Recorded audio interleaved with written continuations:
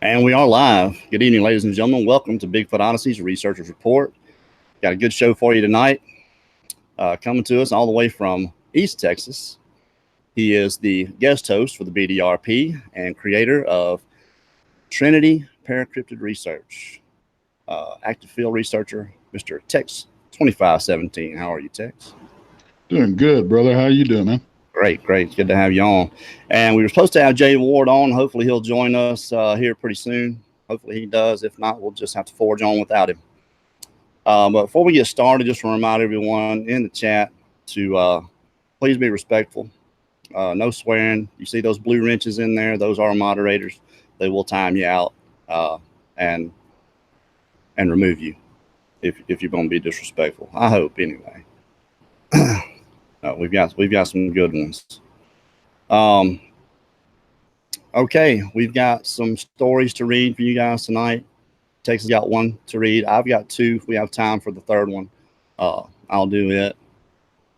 But Tex, you want to just let's mosey on into these and get started? You bet. All right. Well, I'm gonna do mine. I'll do my short one first, and then we'll discuss it, and you can come into yours. Okay. Who we got? We're going to do Tammy. And Tammy, I think she's either from Virginia or North Carolina. Not really sure, positive. But she writes, "Howdy, I'm Tammy. In 2012, my friend and I were traveling late at night, leaving from my security job at a Love's Travel Shop in Virginia to a city in North Carolina to apply for a sheriff's officer position. We decided to take a road that ran directly behind the store. Excuse me. We decided to take a road that ran directly behind the store. After a few miles into our drive, I had a feeling like I should turn around and take the highway. But having a 9mm and all, I shrugged it off. I shrugged the feeling off and forged on. We came across deer and rabbits posted up in the middle of the road along the way. They reluctantly moved, and we also noted that all the houses along the way kept absolutely no lights on, porch, yard, or otherwise. Very quiet and kind of eerie. Eventually, we caught sight of a man walking ahead of us on the right side of the road. His body language suggested that he was either drunk, hurt, or maybe just an old man on his way to wherever. All right. I slowed to stop to see if he would do what? That's interesting. Yeah. I slowed to stop to see if he would motion for help. This fellow was far enough away that I couldn't make out his face, but could clearly see a man's full body, head to toe. We're still sitting in the middle of the darkest road I've ever been on. This person then began making odd reaching gestures to the overhanging trees, where he proceeded to take on the likeness of a deer on hind legs. He makes more odd movements, then drops to all fours, still with an irregular gait. By now, my friend and I are freaked out. What the hell is that? What's going on? Except they didn't say hell. Paraphrasing here. Working without a net, ladies and gentlemen, working without a net. All right. It looked like a big, weird deer, but then it slowly took on dog features. The body looked distorted and appeared to have a smooth coat. The face and eyes were evil, the teeth and mouth all crazy and jagged. It looked exhausted. I would describe the eyes and face changes as seeing something through a rain-soaked window, all swimmy looking. The eyes carried a strange, deep look of disgust, accompanied by a slight reddish tint or glow. My friend suggested I shoot it. I looked at my pistol and back at it as we were sitting there in astonishment. It gave me a look like, don't even try it. I have a Chevy HHR, whatever that is, and only had to sit up and over a bit to see the thing on the passenger side. Big. At that point, I had seen enough and stomped on the gas. I never made it to my interview. We didn't smell any odors from it, no noise, just a nightmare into reality. Like many others who encounter these things, it hasn't left my mind for a second. Thanks for your time and videos. Sincerely, Tammy. That was pretty short, but I mean, what's that sound like to you? I mean, you've seen a dog man. I mean, that's what you describe as seeing. Is you've seen Bigfoot, you've seen Dogman. What does that sound like? Yeah. Well, I mean, she didn't go into a whole lot of detail, but it really could have been either. I mean, you know, because we've heard of Squatches having, you know, snouts, and I think some of them probably get misidentified as Dogman, to be honest with you. But so it's almost, and this is what bothers me, is that it's almost like she's describing this thing, this man changing into this thing. And she did go on further in the email to talk about that stuff. I just kind of edited that out and it just kept the meat of the story. Right. But well, I mean, you know, you got the skinwalker thing, so to me, and I'm not saying you don't know what you saw. I know what I've seen. You know what you saw. To me, Dogman is already far-fetched enough. Right. But you hear about the loup-garou, which I get the intro to our travel show. It says in there, in the South, they call it skunk ape, wood booger, and root-garou. And I get people all the time, root-garou's not a Sasquatch. I didn't say it was. I just said in the South, that's what they call it. Right. Because that's true. They call Bigfoot root-garou. They call the werewolf Dogman loup-garou. Now, Carl Gotro told me that, and I'd always heard that. But root-garou was not really a name. It's more of a title. There's that little feedback buzz again. I don't know. I think that might be your headset. Working without a net. Yeah. But you know, that's that. They call it that. It's more like any monster in the woods is a root-garou. You know, the root-garou, and I used to say rougarou, like kangaroo. Carl got on to me about it. So I don't, I kind of try to get away and start calling it the root-garou. Trying to get that New Orleans, South Louisiana, Lafayette accent going. But that's what they do call it. And that's the context. Everything has to be in context. If you look at it, that's what they call it, root-garou. Now, I've wasted enough time on that. The loup-garou, you know, the loup-garou oh, yeah. is the person that changes into the werewolf, you know? And it's the whole 101 day curse thing. Yeah. But I mean, she says she can see this. Appears to be an old man, either walking drunk or just old down the road. And then all of a sudden it starts reaching, you know, for some overhanging limbs. And now it's changing into this crazy looking creature. I mean, but the red eyes, I hear that in almost every story. Red eyes, either shining or glowing or whatever. All right, I'll shut up now and let you talk. I think the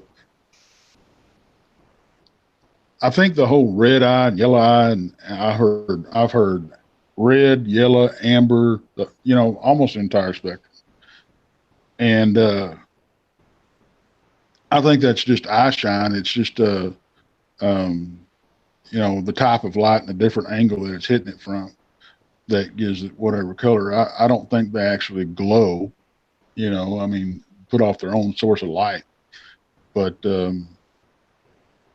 I mean, if you go by the loup-garou legend, it's very possible that she rolled up on one in mid-transformation. You know, she stated it looked exhausted. That's what she said. Yeah, it looked exhausted, like it was just burnt out.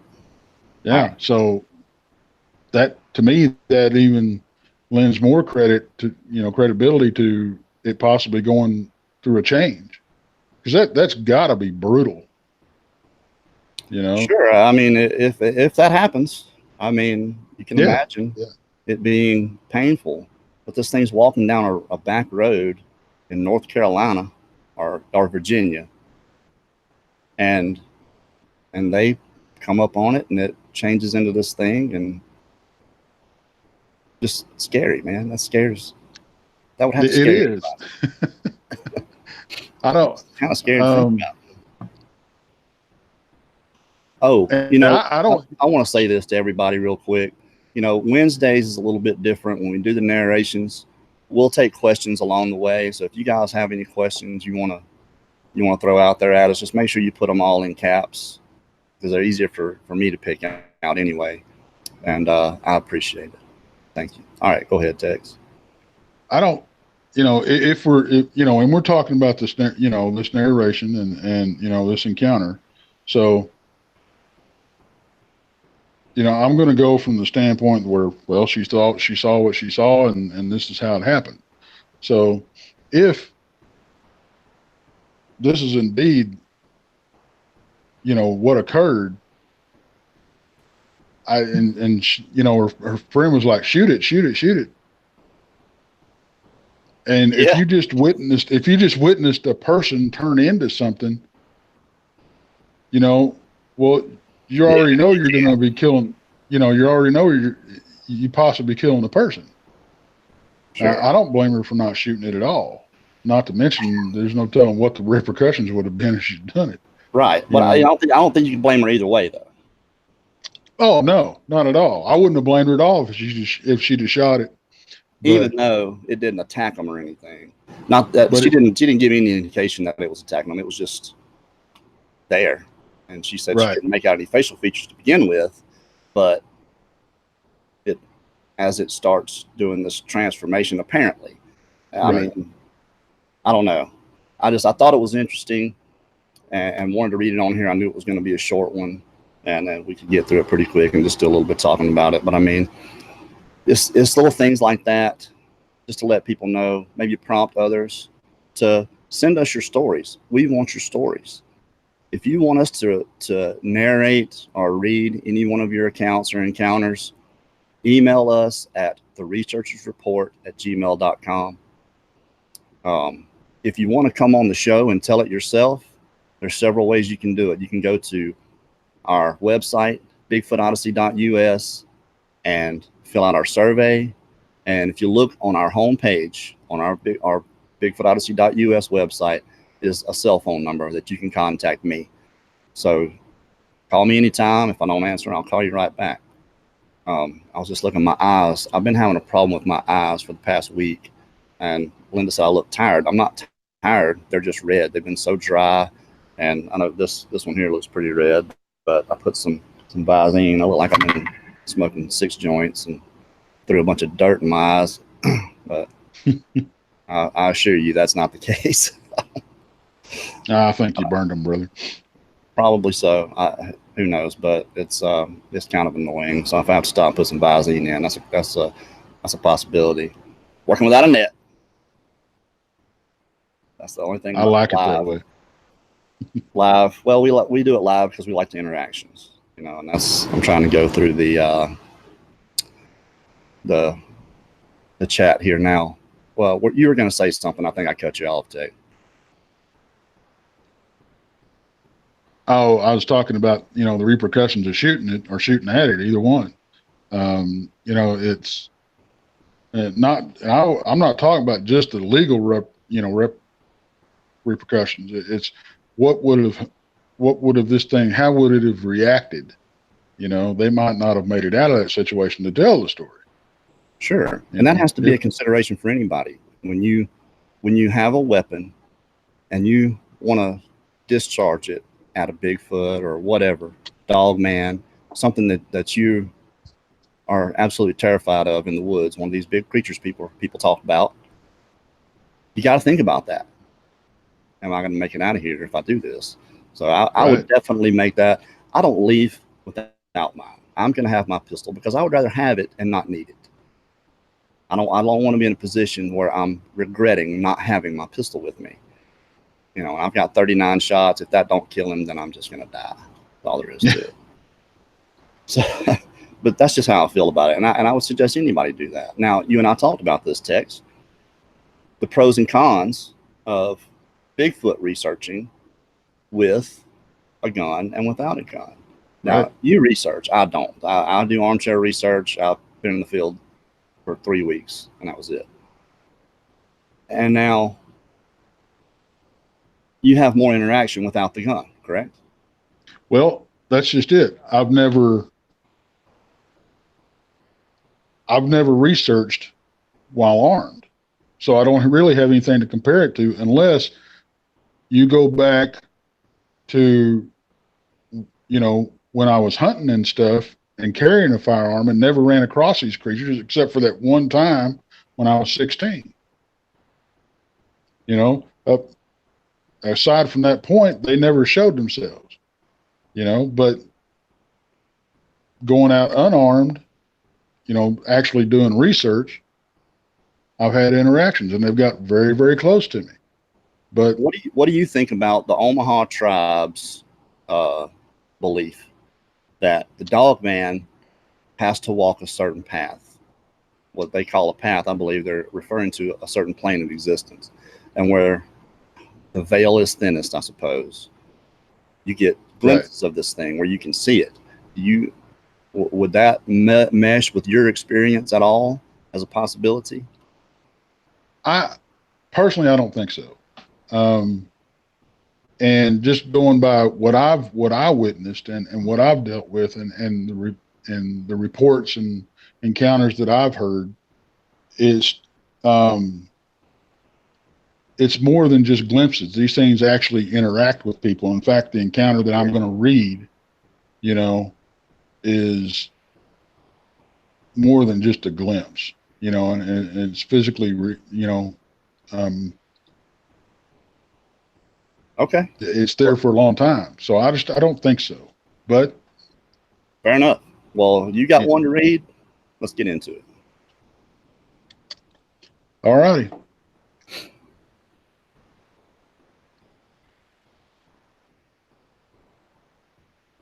I work as a highway patrol officer going on 24 years in the state of North Carolina.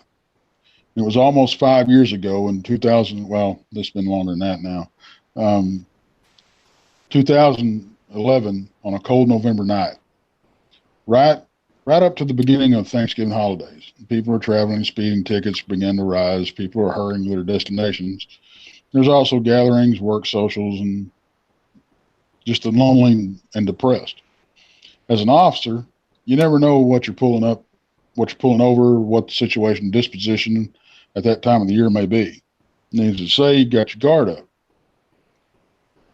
Anyway, I'd been traveling eastbound on a particular road around 12:30 a.m. when a car flew by me west at speed well over the 55-mile-an-hour limit. I turned, hit my lights and siren, took a couple minutes to catch up with the speeder, a minute longer than most for the driver to pull over after seeing me in the rearview mirror. So this made me immediately a little more cautious. I could make out 4 heads in the van before approaching the driver, 2 looking like possible children. I approached and asked for her license and registration and insurance. She looked extremely nervous.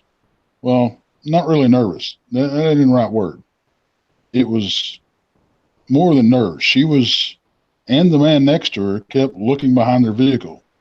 She was looking in her rear view and side view, and he was looking over his shoulder, not in the back seat of the kids, but down the road. The children looked to be between about 10, 12 years old, girl and a boy. Both kids obviously been crying. Their eyes were so huge and, well, what I can only describe as fear. Even the children would glance behind the car every so often. Their behavior was odd. And I initially thought, well, perhaps it's, they've been drinking until I looked at those kids. Plus, I didn't smell any alcohol. So I didn't know what to think. The alarm bells were definitely going off. And the constant looking behind themselves wasn't making me feel any easier either. I asked normal questions. You know how fast you were going? Where were they coming from? Where were they headed to? She said they were headed home after visiting some family, and she wasn't paying attention to their speed, and of course she apologized. But they were also looking behind the car occasionally, and I found myself looking down the road too. Finally, enough was enough, and I asked what was going on. The driver asked me what I meant, and I politely said, well, ma'am, is there a problem that I don't know of? You and all the passengers keep looking back behind yourselves and like you're expecting someone to pull up at any moment. Then she looked over to the man and asked, is she should tell me, and he just shrugged and mumbled something. Then she turned to me and said, "Officer, you aren't going to believe me, but I'll tell you, because the longer we sit here with you questioning me, the better chance that thing could catch up. And I just want to get out of here." Now, she really had my interest piqued at this point. So she starts to tell me that a few miles back, something had ran out in front of them on the road. Thankfully, she was able to stop before hitting it. Then she stopped and got a strange look on her face, like she didn't know how to explain what she'd seen. But she also looked disgusted, like a fright kind of disgust. Then she said something that I have never in my 23 years in law enforcement have ever heard anyone say, and I pray I never hear it again.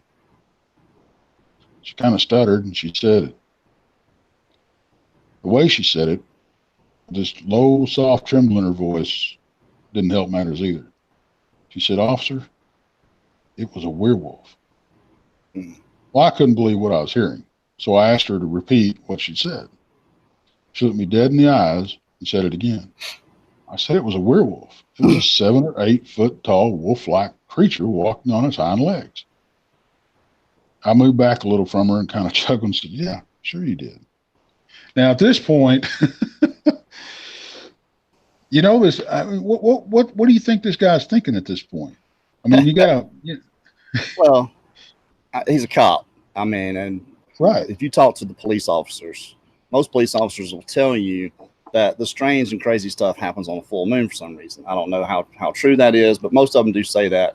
My brother was a paramedic for a long time. He said they always, and Linda's a nurse, they pile into the hospital on a full moon. You know, full moon and the werewolf. And I don't know, was it a full moon then or what? I mean, I don't know. Never. I wish we could get a police officer on here just to talk about the crazy things that they've experienced. Right. That's a call out. Well, I know a few. I know a few firefighters too, so maybe I'll get in touch with them.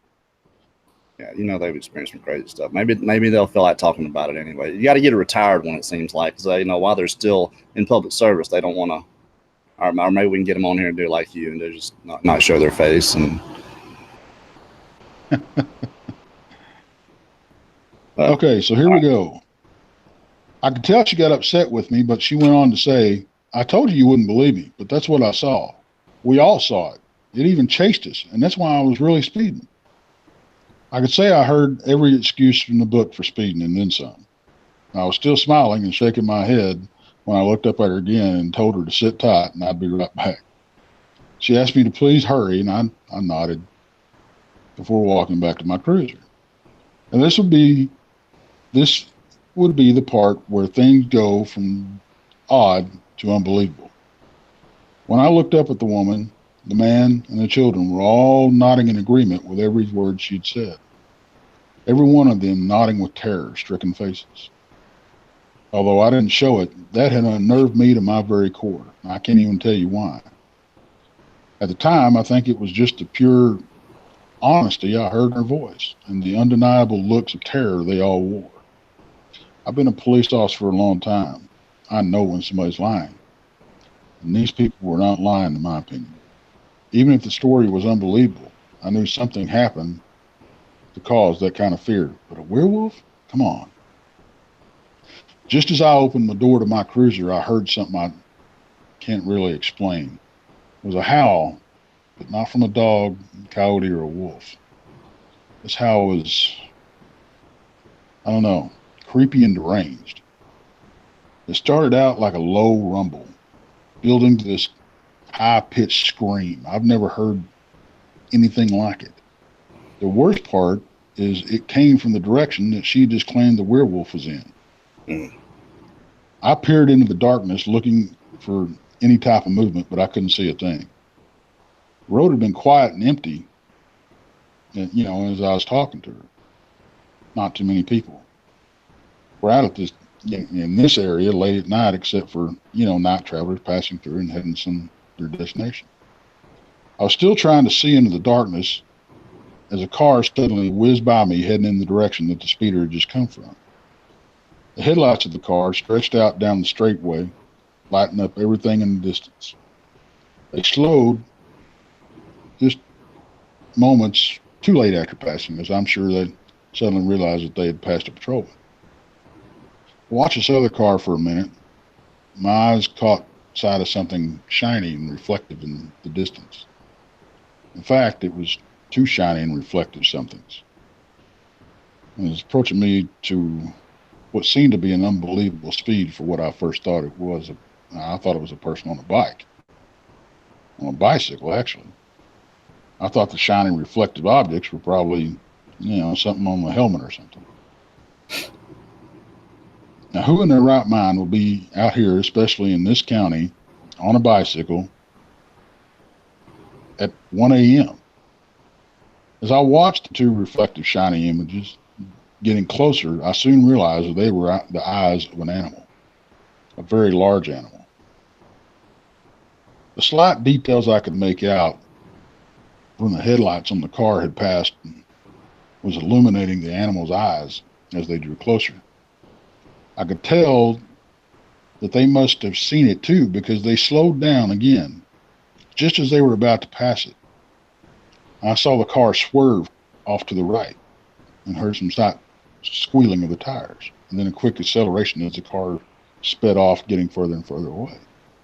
I think what happened, that when the car passed the beast, it lunged at them or veered close enough to make the driver feel like he needed to veer out of the way. I might veer anyway. Yeah, right? I don't know if I'd have veered away from it or towards it.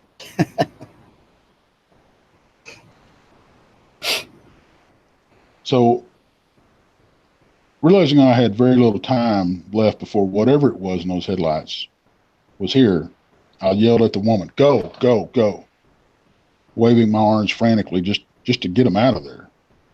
I guess she was watching me too, because she wasted no time in peeling out once she saw me. I knew what the woman had said, but I was honestly thinking it had to be a bear or maybe a large dog or maybe even a wolf. As I reached into my cruiser to disengage my shotgun from the mount, that's when I heard the bipedal footfalls, heavy ones, which made me look up just in time to catch a glimpse of those yellow eyes looking eyes in the glimmer of light. It was bearing down hard and fast, and I had to make a decision quick. Knowing I had no time to get my shotgun out, I grabbed for my sidearm, but I honestly didn't think a 9mm would help me. Not against this big bastard. So I jumped into my cruiser and locked the doors. You're probably thinking, yeah, some carp you are. But this thing was enormous. I had just reached over, making sure the door was secure, and I felt like I was being watched. I still had the gun in my hand, so when I turned toward the window, the gun followed. What I saw to this day cripples me with fear. My eyes tear up as I write this, and my hands shake. In all my years on the job, there has never been a situation when I was this scared. It shames me to even have to say that. I'm 6 foot and over 200 pounds and in good physical shape. But it wasn't nothing compared to this. Standing back from my patrol unit was a maybe 7.5 foot tall, wolf-like something, beast, I guess. I refuse to call it a werewolf, but for all intents and purposes, yeah, that's what it looked like, a werewolf. It was black with those wolf yellow eyes and had a head like a German shepherd, but about 5 times the size. Tall pointed ears with little tufts of hair protruding from the tips. A long wide muzzle with teeth like something out of a horror movie. I mean, it looked like all its teeth weren't able to fit in its mouth properly. The top and lower canines were all grotesquely sticking out. His shoulders were massive, 3.5 foot wide. His chest was like a man's, but covered in fur. Although it looked lighter coming around the pectoral muscles in the chest. The skin I could see looked to be a charcoal gray. Its rib cage was huge and barrel-like. This thing could take in a massive amount of air. The waist was small and tapered, but its knees and thighs, the thighs were meaty and powerful. The knees were inverted like a dog standing up on its hind legs. What do they call that? What do they call that? Digitigrade? Yeah. Sorry. Keep going. No, you're good.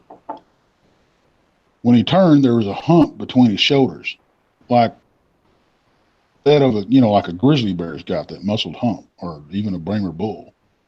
I'm assuming it was the same thing. The arms were longer than ours, like a gorilla or something, but extremely muscular, like it had been lifting weights several hours a day. It had a tail, a long, fluffy one, not like a Pomeranian fluffy, but tapered near its bottom, like, followed out to the tip and gradually fans out, like a German Shepherd's. That's the best description I can give. I won't go into detail, but it was a male. I've never seen anything in the animal kingdom built like this. Its paws were more like human hands with large, elongated, sharp claws. Had to be 2.5 inches. The fur was about 2 inches, but it looked clean and shiny, blacker than the night itself.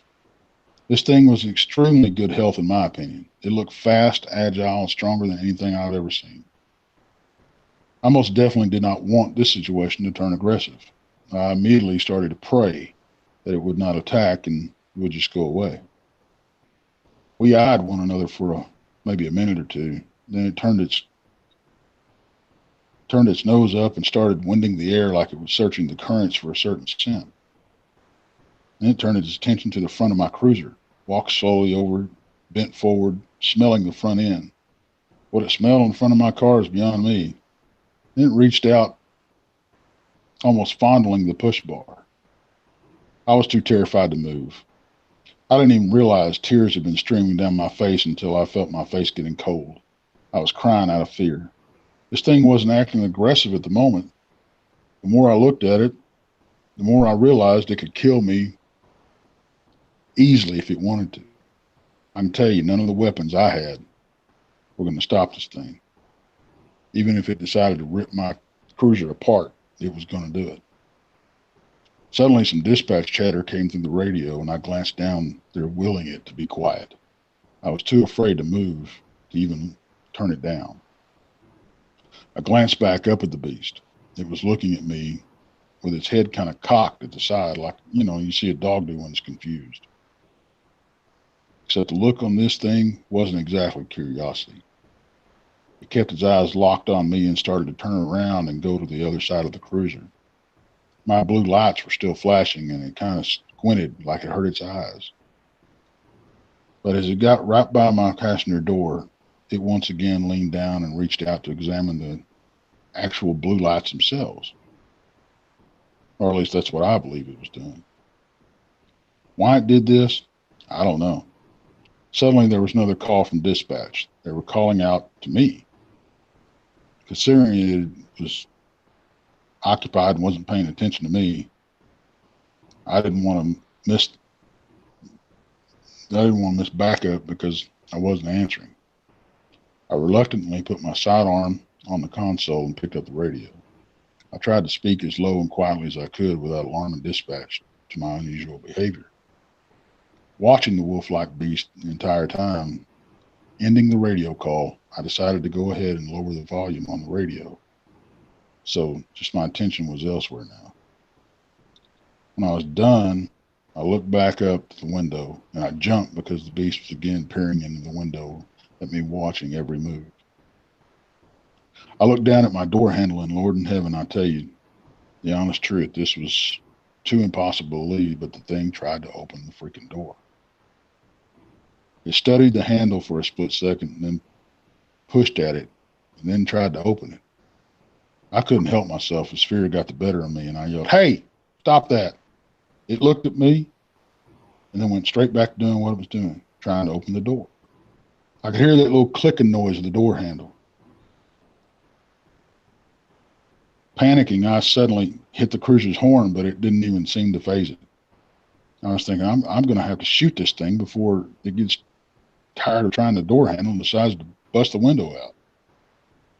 And I thought, I can't shoot it without having to fill out a report, which I most definitely didn't want to do. I mean, what am I going to put in the report? Shots fired because of werewolf attack on a police cruiser?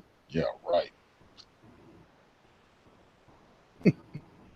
So thinking fast, I reached over and I hit my siren. Sure enough, it grabbed its head with its paws or hands, like it suddenly had a throbbing headache and this horrible grimace on its face.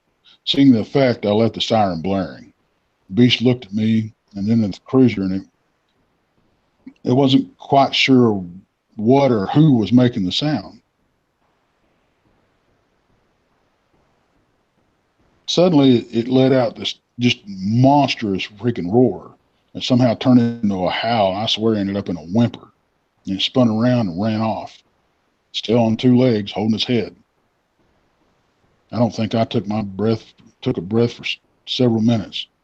Once it was gone, finally, I exhaled with relief and placed my head on the steering wheel. Just as I thought I was regaining my composure, I heard that creepy, deranged howl again and realized I need to get the hell out of here.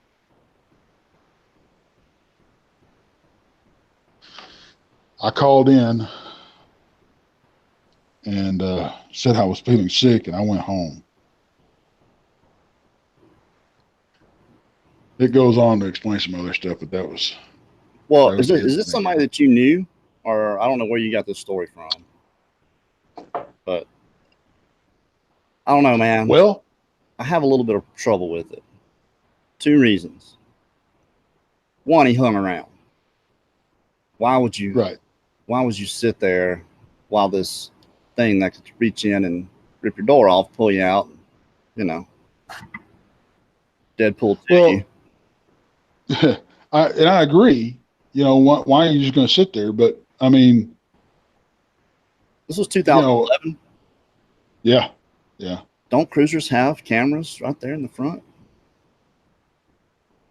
Shouldn't he have this thing on camera? Should have. I might have got to him. I don't know. That's the only 2 problems I have with the whole story. I mean, I have trouble with Dogman to begin with, but I mean, that's just me. Right. That's my personal view. I don't try to, you know, when we have guests on here, we're 100% neutral.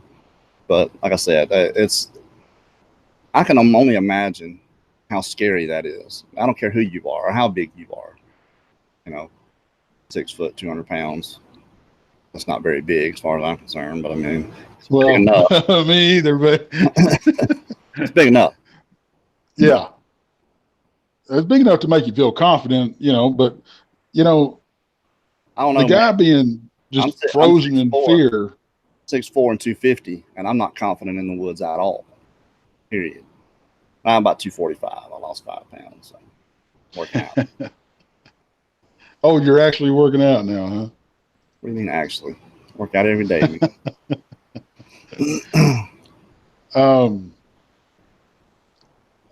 I have issues with the encounter, but when somebody experiences that kind of fear, your rational thinking goes completely out the window. I get that. You know? I do. And there had to be, now, like I said earlier, I'm going from the standpoint that this actually happened, you know, and just trying to analyze it from there. I would think, and having encounters myself, you're afraid and you're frozen, but, and on hindsight, you look back on, well, I could have done this. Why did I stay there? When, you know what? But you know, hindsight's 20/20, as they say. But there's also a level of curiosity when you're experiencing this? I'm sure you felt the same way.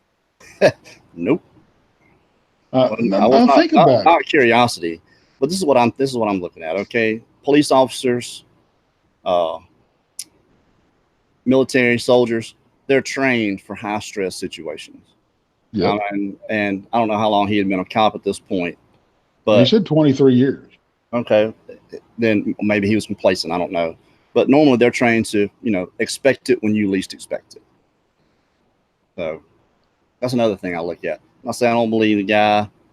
People see these things. You want to believe a police officer. Right. If he was on here telling it himself, okay, like I said, I don't know where you got this story from. If you got it from somebody that you knew, or somebody sent it to you, or what. It was sent to a person that I knew, and according to them, they vetted the source. So, and I know the guy had said also that, maybe once he retires, that he'll open up more about it publicly. Right. But, I mean, that's not something you can go back and tell everybody at the shop, No, and I get that. I understand that. And I mean, like you said, if nothing else, it's a cool story. It's scary as hell. I mean, I can only imagine. But before we move on to this last story that I've got here, we're gonna take a short break, and everybody just go to the right side of your chat, hit the little X, go over there, hit that thumbs up button, and then you can come back and hit the chat and come back to us. While y'all are doing that, after this live stream, go to the description and you'll be able to find 2 links in there. You'll have a link for the Paranormal Gift Shop, and they have thousands of gift items and novelty items from UFO to Ghost to Bigfoot and many others. Use promo code Bigfoot Odyssey 10. That's all one word, Bigfoot Odyssey, the number 10, and get an additional 10% off of your purchase. And just above that, you're going to see one for My Patriot Supply, Prepare with Bigfoot. And what that is, My Patriot Supply, if anybody that doesn't know, those are pre-prepared meals. And use that code, the link to our special website, preparewithbigfoot.com, the 1 week supply, 7 lunches, 7 dinners, 7 breakfasts, 7 lunch, and 7 dinners is 48% off. And with hurricane season coming, everybody living on the coastal areas, a lot of flooding going on in the middle of, you just never know when you need to be prepared. And these meals last for 25 years. Linda and I are about to stock up on all this stuff. You're going to actually start seeing the My Patriot Supply meals in the travel episodes that Linda and I do. We're going to start pushing it that way. So you'll be able to find those links in the description for Paranormal Gift Shop and My Patriot Supply. Somebody sent me a message. Said, Kerry, when you and Linda first started out, y'all weren't worrying about money or anything like that. And it's just like you guys sold out. We're not sold out. What's happened is we've gotten a lot bigger. And now we have people that work for us. Linda and I are good. We're fine.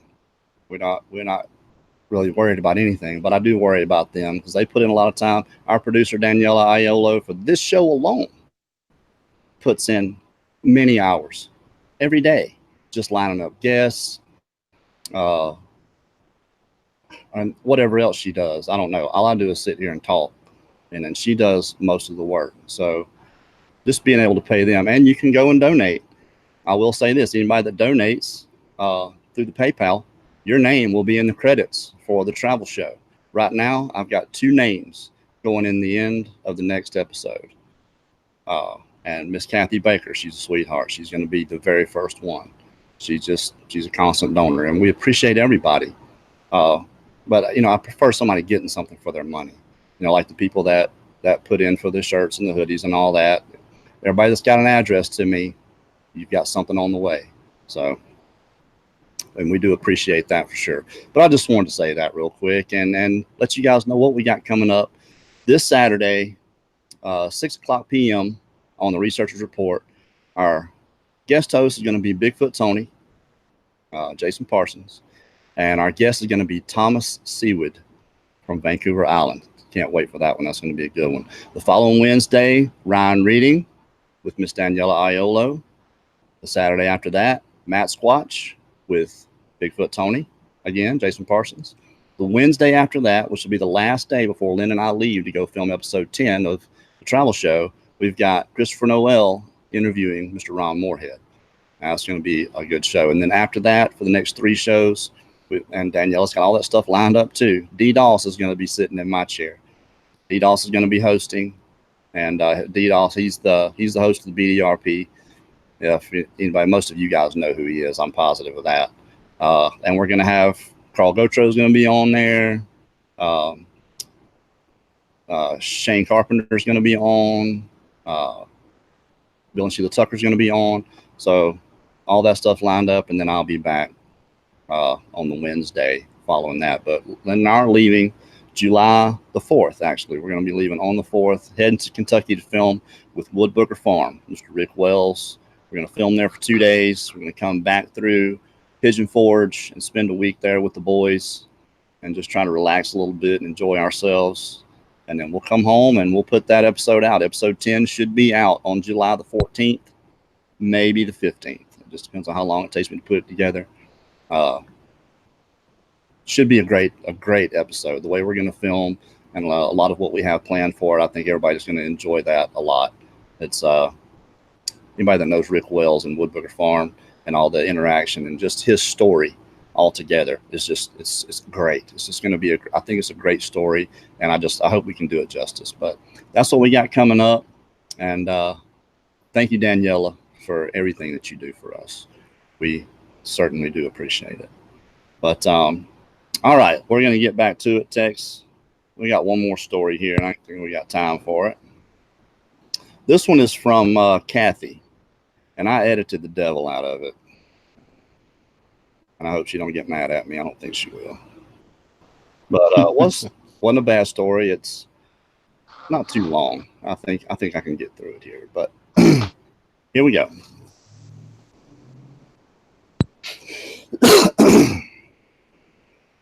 Working without a net, people. Working without a net. 40 plus years ago, at age 18, I had an encounter that would sear my soul and stay very much with me to this day. It happened after a softball tournament that went late into the evening on a very hot and humid summer night. After my team was eliminated, I found a friend, and as kids do, we started riding around talking. I had mentioned to him that I was hot and dirty from playing and that a creek with running water sounded great right now. My friend said he knew just the place. So off we went to a small creek that meandered close to a local railroad tracks near the small town. We arrived in his 4-wheel drive. And he parked it so the small creek babbled beneath the doors. The wheels were more or less just barely in the water as it was very narrow. I asked to drive back when we left. So we promptly switched seats with me sitting behind the steering wheel. We had no intention of staying long and had already splashed off some of the dirt from the softball game. I made my way around the rear of the truck to the driver's door, climbed up in behind the steering wheel, and turned to him with my arm up on the back of the seat. When I noticed through the back window 2 red eyes glowing in the darkness just past the passenger side of the truck and appearing to be high over the water and even higher over a tree limb that was in front of it. I realized that what I was looking at was a huge outline or silhouette of a human form around these red eyes, extending down past the bed of the pickup truck, past my line of sight into the water below. Those red eyes were a good 10 feet off the ground. I opened my mouth to tell him, but before I could get a squeak out, it let us know it was there. The scream that came out of this thing was so loud, it didn't help that we were less than 20 feet away, that it vibrated our chest and lasted an ungodly long time, ranging from a growling low to a shrieking high, and repeating that without a breath or break for a good long 30 seconds or more. I never saw my friend, who was small-statured, move so fast. He slammed his passenger door, picked me up, and tossed me toward the closest door, all the while locking it and manually rolling up the window, while I was pretty much doing nothing but screaming. Having sorted me out, he slammed his door and locked it while rolling up his window, and the other hand was firing up the engine and throwing the truck into first gear. We lurched up the trail and into a field about 50 to 100 yards away, and he stopped and started to turn around. All the while, I was screaming, and we are going to die, and I'm trying to tell him what I saw and where it was. My poor friend. His ears were probably never the same after that night. I screamed, "Why did you stop?" And he screamed back, "The only way out of this field is the way we came in." I had no doubt then that whatever it was we heard and saw was going to be the end of us that night. I started sobbing. "I don't want to die." And my friend gritted his teeth and said, "Hold on tight." He revved the engine up, dropped it into second, popped the clutch, and floored it. We hit the creek airborne, and he rocketed back through the woods until we came to the railroad tracks.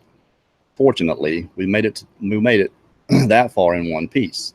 Unfortunately, his pickup didn't, because he tore second gear out of it somewhere along the trail. But I don't think it bothered him much, as all he could say was, "We made it." We did go back after that, after finding some big guys with guns to look for tracks. They went back again the next day also. We found none at the time, and it rained overnight. But about 6 months later, another friend found huge barefoot tracks in the icy snow in the edge of the woods by the railroad tracks. It was within a couple hundred yards of where we had the run-in with that thing. This guy had a Polaroid picture of it, and it was too big and stubby-toed to be human. My friend was told by the people who owned the land that something roamed around out there at night. They never stayed in the field late because they had heard it, and it wasn't something they wanted to mess with. Family never would say whether they'd seen anything or not, just admitting that they had kept hearing weird sounds that no one could identify, but definitely scared them. My friend also made inquiries with the local police and was told that same night we had this happen, and within a half mile of where we were, some young boys were camped out in their folks' backyard in a tent. The police raided the tent. I'm sorry. The police raided the tent after getting a call from another neighbor. They said it sounded like a woman was being attacked. They found the boys, white as sheets, crying and too afraid to go in the house. They said they heard a monstrous screaming going on. Now, maybe someone did hear me screaming, but my screams wouldn't rattle your chest nor last very long. So I figured they all heard it and not me. Let me tell you, I truthfully thought it was a demon at first. Later on, as more information became available, I realized it was a Bigfoot. The red eyes I know was eye shine from the full moon that night, as the water in the creek looked like diamonds. I actually lived about 25 miles away in the northern part of the county and can remember driving home that night with the moon shining so bright it cast shadows. I never went to sleep that night. I truly had been terrorized by the ordeal.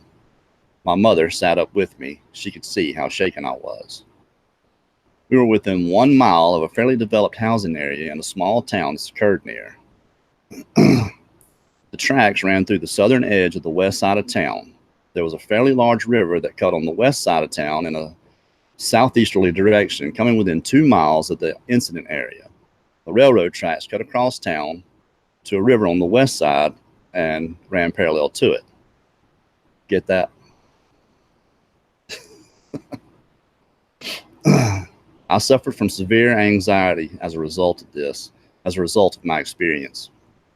Of course, back then, it had no name. I think it did have a name, but it wasn't PTSD. It was shell shock or battle fatigue. Let's see. I lost my place. In your interviews, do you ever find people that you talk to, hear from, express that Bigfoot isn't the only paranormal experience they have had in their life? I feel like I'm a walking magnet for the weird and unexplainable. I have had exposure to the other forms of the paranormal. Thank you for your time. God bless you both. Even though I know from firsthand experience and believe I'm like all the others, I want to know more. That was Kathy, and I edited it quite a bit. It was a little bit longer and a lot harder to read. I have to edit it where I can get through it and read it. And look, everybody, now everybody knows what Tex looks like. There's his face. It's his cool sunglasses on and everything. Wow. I'd have never guessed you look like that, man. No, I'm kidding. You know, I've seen you before. Well, what do you think?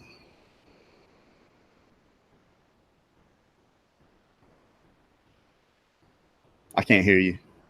I can't hear you. You muted yourself. That better? Yep, there you are. All righty. When he's talking about, you know, there's only one way out of this field, I was thinking the same thing that they ended up doing, really, was making a new road. Sure. That's how I feel about it. Yeah. But I mean, it reminds me of us growing up. You know, Linda and I, Yeah. you know, we played ball growing up, same place. And just a little FYI for all y'all. Linda used to play center field, and she would gun your butt out at home plate. There ain't no throwing like a girl around there. Of course, her dad was the umpire out there where we played softball, co-ed softball, and she had a gun on her. I'm scared of her right now. I mean, she hits like a man. I saw her. well, she was probably trying to hit her dad the whole time, take out some frustration. She threw an elbow on Hunter one night, and he's a big old kid. All right, back to this.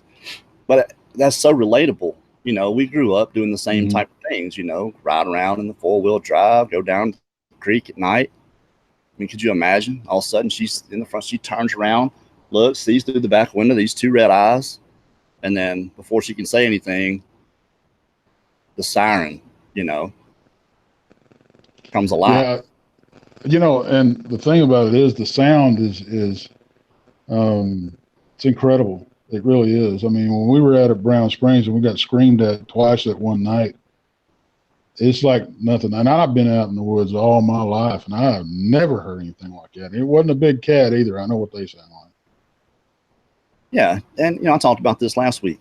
You know, a cat. Right. I've heard bobcat, and they're pretty loud. They'll startle you pretty good. I've never heard a panther that I know of, but I've heard people talk about it. My dad talked about it as, you know, growing up my whole life, but I heard recordings of it. And at the end of it, you can hear that growl, that tail off. It's like that purr. You know, you can tell it's a cat. Right. And plus, it doesn't last for 30 seconds. It's not going to happen. Right.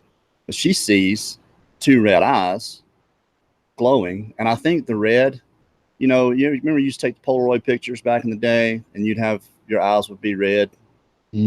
That's the light reflecting off the blood vessels in the back of your eye.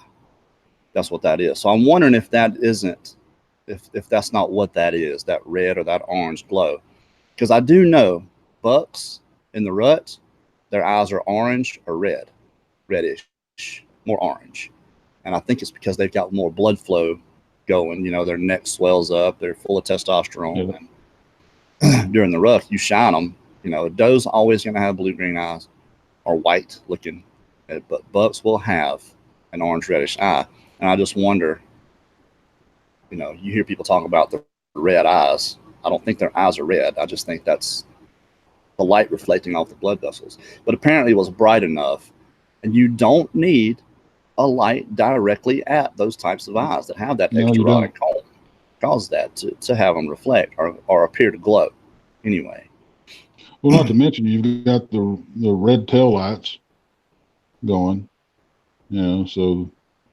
Yeah, that too. I didn't think about that. That's definitely a good point. But I mean, just to see something looking in your back window at you. Yeah, and she's, you know, a human shape. She said, Yeah. You know, she didn't say, she never mentioned Dogman once. You know, she says this is a Bigfoot. Of course, the tracks that they had found, you know, she told me she tried to buy that picture. When I talked to her on the phone, she said, I tried to buy that picture from him, but he never would sell it. But it was, you know, a blocky looking print. You could tell it wasn't human, but, you know, it still had the human type shape and 5 toes. So, I mean, obviously, I thought it was a cool story. I've got several cool stories to go, and we've come to the end of our hour. Tex, thank you so much for joining me here tonight. I don't know what happened to Jay. We'll have to get him back on another night for sure. We want your stories. We want them. If you want us to, or you want me or someone else to narrate your story, email us at theresearchersreport@gmail.com. All that will be in the description. If you want to come on and tell your story yourself, go to bigfootodyssey.us. You can fill out our survey or go to the front page and you'll see a phone number on there on the bottom left of the bottom home page. That's my cell phone number. That's a cell phone number that you can reach me, and we'll talk about it. And I'll get you in touch with Daniela. She lives in the UK, so it's hard to just pick up the phone and call her. You know, we talk through Messenger a lot. So if you want to come on the show and tell yourself, absolutely, just give us a call, get a hold of us. Don't forget to check out the links in the description for the Paranormal Gift Shop. Use promo code Bigfoot Odyssey 10 to get 10% discount, and my Patriot Supply lasts up to 25 years. You get the 1 week ammo can when you use our special website. Will be in the description. Preparewithbigfoot.com and receive 48% off of that. It comes down to less than $2 per meal for 1 week worth of meals that last up to 25 years. Don't wait for breaking news, because by then it's too late. Go ahead and get ready. And just want to thank everybody. Thank you to all our moderators that help keep our chat clean. Thank you to everybody that donates. And remember, you guys that donate through the PayPal, your name goes in the credits.